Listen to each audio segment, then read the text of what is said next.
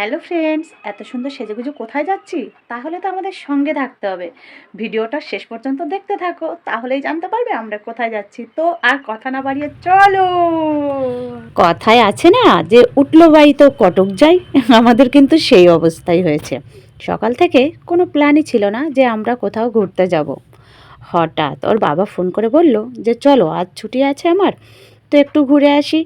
আর যেই কথা সেই কাজ, কারণ আমরা তিনজনই কিন্তু ঘুরতে সত্যি খুবই ভালোবাসি। তাই কথা আর না বাড়িয়ে আমরাও গুছিয়ে গাছিয়ে চললাম। পুস্কুর বাবা আমাদের সঙ্গে, মানে প্রথমে আমরা যখন বাড়ি থেকে বেরোই তখন আমাদের সঙ্গে ছিল না, ও রাস্তায় আমাদের জন্য ওয়েট করছিল। তারপর আমরা অটোয় উঠে এখান থেকে নেমে ওর সঙ্গে দেখা করে টোটোয় করে আমরা চললাম। এই যে বটগাছটা দেখতে পাচ্ছ, এই বটগাছটা কিন্তু 100 বছর ধরে দাঁড়িয়ে আছে, হয়তো একটু বেশি কম হতেই পারে। তারপর দেখো ওই যে বিএসএফ যাচ্ছে, এখানে পাহারা দেয়, দেখেছো? ওনাদের পাহারার জন্যই কিন্তু আমরা শান্তিতে বসবাস করতে পারি, ওনাদের অবদান অনেক। আর এই যে কার্তিক ঠাকুরগুলো দেখো গাছতলায় রেখেছে, সত্যি খুবই কষ্টকর, খুবই খারাপ লাগে এগুলো। না কি খাচ্ছ? তারপর সোনা বায়না ধরলো যে আইসক্রিম খাবে।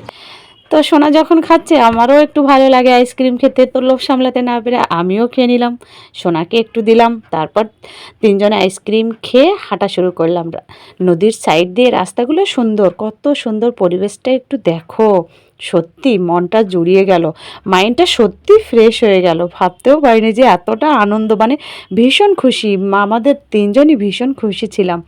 তারপর ওই যে দেখতে পাচ্ছ যে ধূসর ধূসর মতো একটা দাগ দাগ মতো দেখা যাচ্ছে, ওটা কিন্তু বাংলাদেশ বন্ধুরা।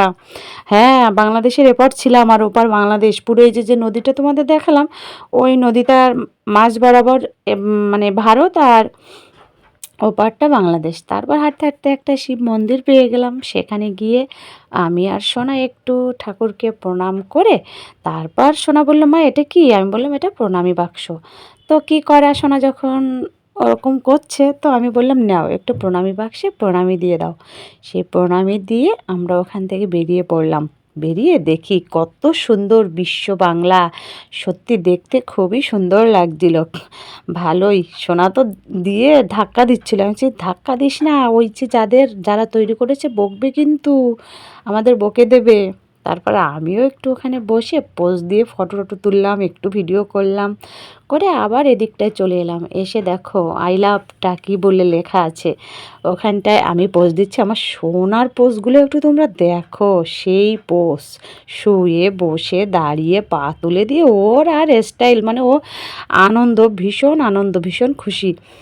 এই সব দেখে সত্যি আমারও খুব ভালো লাগছিল যে সন্তানরা, মানে সন্তান যদি ভালো থাকে সুখে থাকে, বাবা মারও কিন্তু এমনিতেই হাসি। তারপর এই যে ঘোরা ঘোরা বাবার কাঁধে উঠে পড়েছে। তারপর আর কি, সেখান থেকে আমরা বাড়ি ফেরার সময় আমার পুস্কুর প্রিয় হলো চাউমিন, ও চাউমিন খাবে। তো চলো সেটাই, তো খাওয়া দাওয়া সেরে সবাই মিলে আনন্দ করতে করতে বাড়ি চলে গেলাম। তো তোমাদের কাছ থেকেও আজ আমি বিদায় নিলাম, টাটা বাই বাই।